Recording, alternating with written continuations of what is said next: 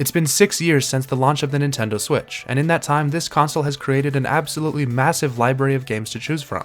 So many fantastic games have come to this system, whether they're totally original exclusives or ports of older titles. My collection has been slowly growing ever since 2017, so now I own a lot of Switch games, 53 to be precise, and today I'll be quickly reviewing every last one of them. I recently did this with all my Wii U games and it was a ton of fun, so I figured I should also do it for the much more successful follow-up console. Now these reviews are going to be really short to keep things moving. It'll just be a couple sentences per game with some quick gameplay I got for each one thrown on top. And since the Switch is still alive and getting new game releases, this obviously isn't every single Switch game I'll ever have. This also shouldn't be looked at as the best games on the system. It's just my personal collection, and I'm sure there are plenty of great Switch games that I don't own. And to keep things more simple, I'll be going through these in a totally random order and not ranking them, because it's hard enough to review this many games at once without trying to decide which ones are better than others. I'll only be going over my physical Switch games in this video, so indie masterpieces like Stardew Valley or Celeste won't be included since I own those ones digitally. I am in no way qualified to be reviewing this many games at once, so don't take anything I say too seriously. Now let's get into it. Super Mario Maker 2 adds some huge improvements like a new story mode, a 3D world style level maker, and even a world maker thanks to an update. There are some great user-created levels to discover, but there's also a lot of bad ones too. Actually creating levels will never feel as good as it did with the Wii U gamepad, and I miss all the fun amiibo costumes, but this is still a really solid sequel. Ring Fit Adventure is the perfect successor to Wii Fit, evolving the exercise-focused gameplay using RPG turn-based combat, which works surprisingly well. There's a ton of content to work through, and it's really cool to feel yourself getting physically stronger alongside your character. I play this game all the time and it's one of my favorites. The long-awaited Metroid Dread totally lives up to the hype and delivers possibly the best 2D Metroid game ever, with smooth and satisfying gameplay that never gets old. Planet ZDR looks gorgeous and is super fun to explore, with secrets and collectibles around every corner. The boss fights are amazing as well. Super Mario 3D World plus Bowser's Fury is one of the best Wii U ports on the console. It cleans up the original experience with a faster game speed and new movement options, and it also has an entirely new open-world Mario game thrown on top. It's a lot of fun crammed into just one game. ARMS came from a time when Nintendo was still trying to prove themselves, and this brand new fresh IP that's full of creativity is something they probably wouldn't do today. It's a little lacking in content and the gameplay can get a bit repetitive, but at its core it's a delightfully fun and charming fighting game that's worthy of the Nintendo brand. Monster Hunter Rise is what really turned me into a Monster Hunter fan. It's basically non-stop epic boss fights, with an addicting loop of taking down giant monsters and crafting new gear from their parts. The combat is brutally difficult at times, but once you get it down it feels incredible. I still need to get into the big DLC expansion sometime. Mario Tennis Aces was the first of many mediocre Mario sports games on the Switch, but I think it might actually be the best one of the bunch thanks to its polished gameplay and serviceable story mode. But it's still one of those games that I played for a couple hours and then never touched again. Go Vacation is essentially the Wii Sports game of my dreams, only without the Wii Sports level of polish. The open world exploration of the resort is by far my favorite part, as the attractions themselves range from good to straight up bad. I love running around aimlessly, but you can definitely feel that this game wasn't made for a modern console since it's just an upgraded port of a Wii game. I want to make an entire video on this game someday, as there's so much more I could say. Paper Mario the Origami King is a strange example of the combat being easily the weakest part of an RPG. The writing, world design, and music are all fantastic, but the gimmicky combat gets old fast. I still really like this game, but I think it would have been better as a straight-up action-adventure without the constant puzzle solving. Clubhouse Games' 51 Worldwide Classics is like a modern version of Wii Play, with a lot more games to choose from. It's so cool to see so many different games from across the world be included, and there are still plenty that I have yet to dive into, but the whole package feels a little lifeless. Persona 5 Royal has been completely taking over my life for the past couple months, because of its insanely immersive world and characters. The combat is quick and snappy, the story is engaging and relatable, and the soundtrack is non-stop bangers. I'm over 65 hours in at this point, which means I have to be close to finishing it soon, right guys? Right? Kirby and the Forgotten Land is the grand entrance into 3D that this series deserved. The levels are pretty linear, but they're very well designed and made specifically for Kirby's moveset, so it all works together wonderfully. Every small detail in this game adds up to make an experience that's just pure joy in video game form, and it always brightens my day whenever I play it. Splatoon 3 isn't a huge step forward for the franchise, but it does do a lot to refine the experience, making this the best the series has ever been. Online play is always fun. Well, when it actually works it's really fun, and the story mode gave me exactly what I was looking for. The more time goes on, the less I like the catalog system of item progression, but that doesn't stop Splatsville from being one of my favorite places to spend time in. Mario plus Rabbids Sparks of Hope is a bigger and better adventure than the original, with a totally unique combat system that's unlike anything else. Battles can feel kind of unbalanced at times, and the story doesn't really do anything too exciting, but I still thoroughly enjoyed my time with this game. WarioWare Get It Together has all the quirkiness you'd expect from this series, but with a really interesting twist of using different playable characters. They all have unique controls, so you constantly have to rethink your approach to each microgame.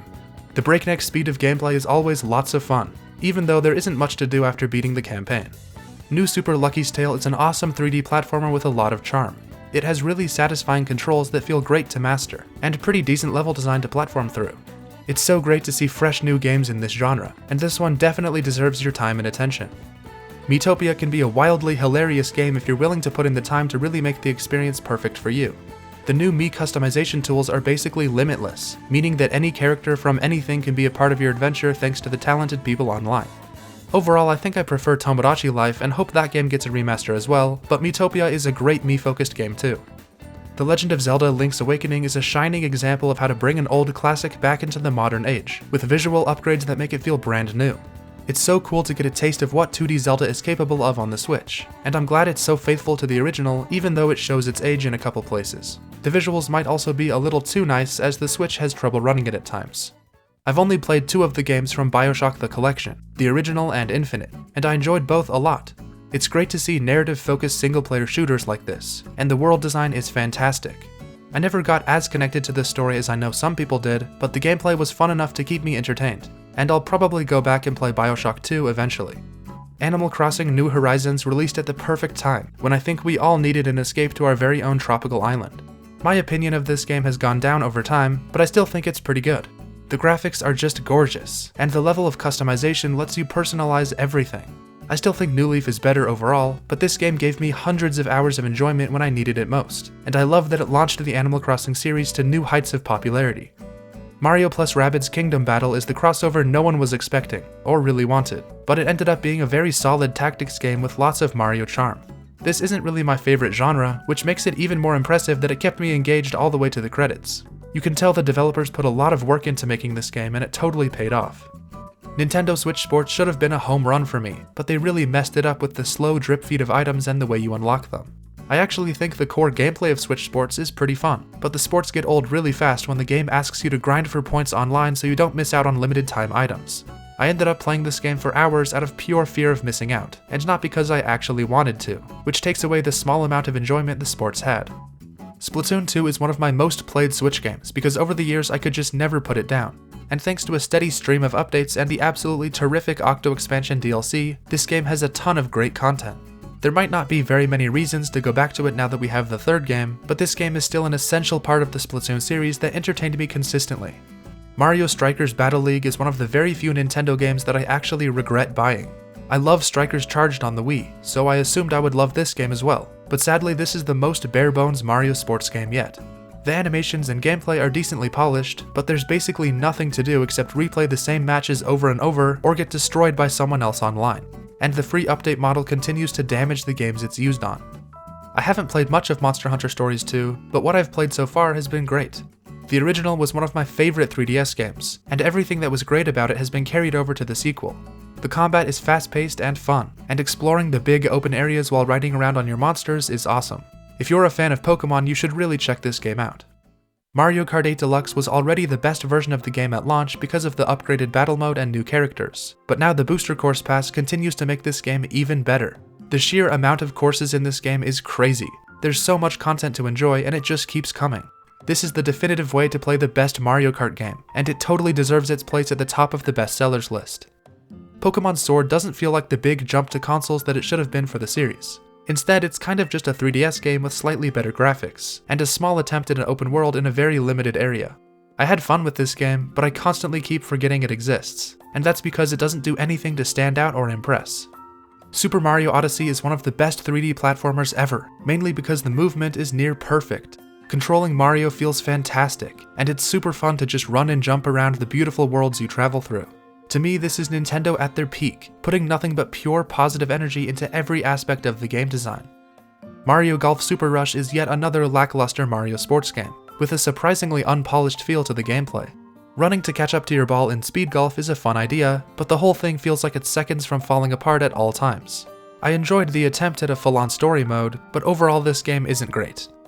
Ori and the Will of the Wisps is one of my all-time favorite Metroidvanias. The visuals are stunning. I'm impressed it can even run on the Switch. This game is better than the original in every way with the combat, movement, boss fights, and exploration. Honestly, one of my favorites on the whole console. Speaking of Metroidvanias, Monster Boy and the Cursed Kingdom is another great one. This spiritual successor to the Wonder Boy series has an amazing hand-drawn cartoon art style, and a super cool main mechanic of switching between different animal forms. I think this is one of the most underrated indies on the console, and it really deserves so much more attention. The Legend of Zelda Breath of the Wild has earned its place in gaming history as one of the best experiences ever crafted, due to its complete reinvention of the open world format. I recently replayed this game in preparation for Tears of the Kingdom and fell in love with it all over again. Exploring Hyrule has a special magic to it that nothing else can replicate. Starlink Battle for Atlas has largely been forgotten about by everyone, which sucks because there's a lot to like here. Behind the Toys to Life gimmick, there's a fantastic space-themed open world to fly around in, and exploring it as Fox McCloud in an Arwing makes it way better. There's plenty of typical Ubisoft copy and pasted missions which brings it down a bit, but hey, at least you get this awesome Arwing model. Xenoblade Chronicles Definitive Edition is the best way to play an absolute classic that's probably one of my favorite games of all time. The world has a sense of scale and awe that few other games can match, and the story kept me engaged throughout the whole journey. The soundtrack is also one of the best in all of gaming. There are so many songs that are simply incredible. Mario Party Superstars is the first actually good Mario Party game in like a decade, and is because they went back to the past and brought back a whole bunch of older minigames and boards. The pure multiplayer chaos is better than ever here, and the gameplay is very polished and fun. I wish it could have got a few extra boards to give it more content, but it's still the best Mario Party on Switch. I'm not a big fan of Hyrule Warriors Age of Calamity. Maybe it's due to the marketing hyping it up as a canon prequel to Breath of the Wild, but the story was laughably bad at times to me, and the gameplay was overly repetitive and simple. I feel like this game totally messed up the lore of the world, and the whole thing feels kind of pointless. Super Mario 3D All-Stars includes 3 legendary Mario adventures, but the collection is pretty lackluster. Ignoring the whole limited time release thing, it still just seems very low effort. The HD visuals are nice, but it feels like they did the bare minimum to bring these games over to the Switch. Great games, but not so great as a package. Spyro Reignited Trilogy is a good example of how to bring older games back into modern times, with a beautiful facelift while still keeping the gameplay the same. I haven't played this one very much, but it's easy to see why these games are remembered so fondly, and it's awesome to see it running on the Switch, even if it's a little blurry. Xenoblade Chronicles 2 does a whole lot of things that I really don't like, from the character designs to the gacha systems. I didn't really connect with the story or world very much, but at least the exploration and combat are as good as ever, and the music was seriously the main reason I kept on playing. New Pokemon Snap has a really fun gameplay loop of taking pictures of Pokemon as they run by, and it's pretty satisfying to end up with some great shots. I didn't really like how you're on rails and moving the whole time, as my favorite part of photography is taking your time and soaking in the scenery, so I didn't end up playing this one very much as it felt more stressful than enjoyable at times. Super Smash Bros. Ultimate lives up to its name. It truly is the ultimate Smash game, with an absurd amount of characters and games represented. Easily the biggest crossover in all of gaming, while also being just a super solid fighting game to play with friends and family. I seriously don't know what they'll do with the franchise in the future, because this is about as good as it gets. Rayman Legends Definitive Edition brings one of the best 2D platformers to the Switch so even more people can enjoy this fantastic game. Rayman's movement has such great flow and momentum, so platforming through the well-designed levels is tons of fun. Let's hope this series doesn't end here, but if it does, this was a terrific note to go out on. Ori and the Blind Forest has a lot of things to love, but also a couple annoying things that get old after a while. I don't know who thought making the player create their own save points was a good idea, because I constantly kept forgetting to do that, and then when I died I got sent back way too far. The combat is also pretty weak. It's just button mashing instead of having any real strategy. But the story, visuals, and music are all great. I wanted Need for Speed Hot Pursuit Remastered to fill my desire for a good racing game on Switch, but sadly it wasn't really able to.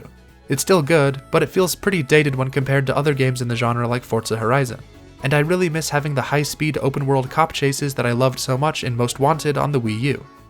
Luigi's Mansion 3 is one of the best-looking games on the system, with amazingly detailed environments you can interact with. I never fully got used to the movement and how you twist around to aim, which made things feel a little stiff. But reaching each new floor and seeing the vastly different themes was awesome, and Luigi has more than enough charm and personality to carry the whole game all by himself. The Nintendo Labo VR kit works decently well for being a console not designed for VR at all, but it isn't really anything too impressive. The best part was building the headset out of cardboard for the first time, but sadly you can only do that once. The VR minigames included are pretty cool, but it starts hurting my head in about 2 minutes.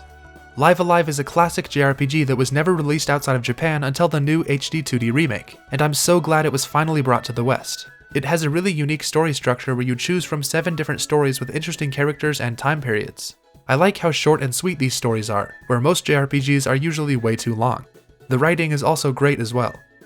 LEGO City Undercover is an upgraded port of the Wii U game, and it's still the best LEGO game ever in my opinion.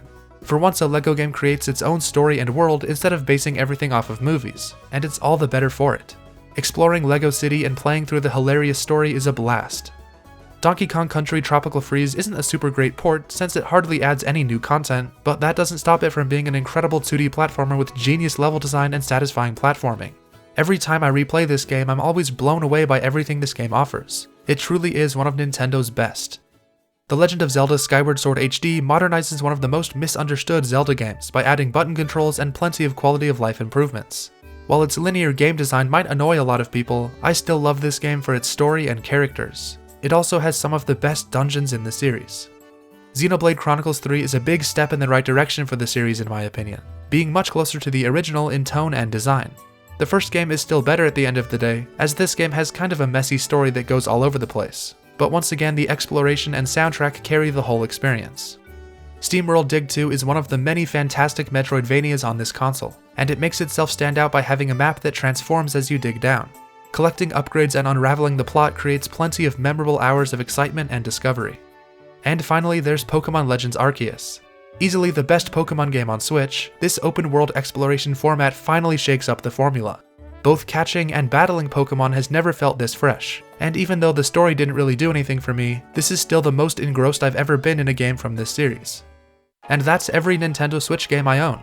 I really enjoyed going back and looking at all these games, and coming up with my thoughts on each one. It's always important to take a moment and appreciate what you already have, and it was great to rediscover some of the games that have been sitting on a shelf for years. The majority of my Switch collection is first-party Nintendo games, since that's just what I gravitate to most. I think I'm at the point where I'm only really going to buy the biggest new releases from here on out, like Tears of the Kingdom and Pikmin 4. However, there are a few more Switch games from the past that I want to pick up eventually. I can't believe it's already been 6 years since the Switch launched. This console has given me so many happy memories in that time. Be sure to share what your Switch collection looks like, which ones are your personal favorites and which ones you regret buying. Thanks for watching guys, and I'll see ya in the next one.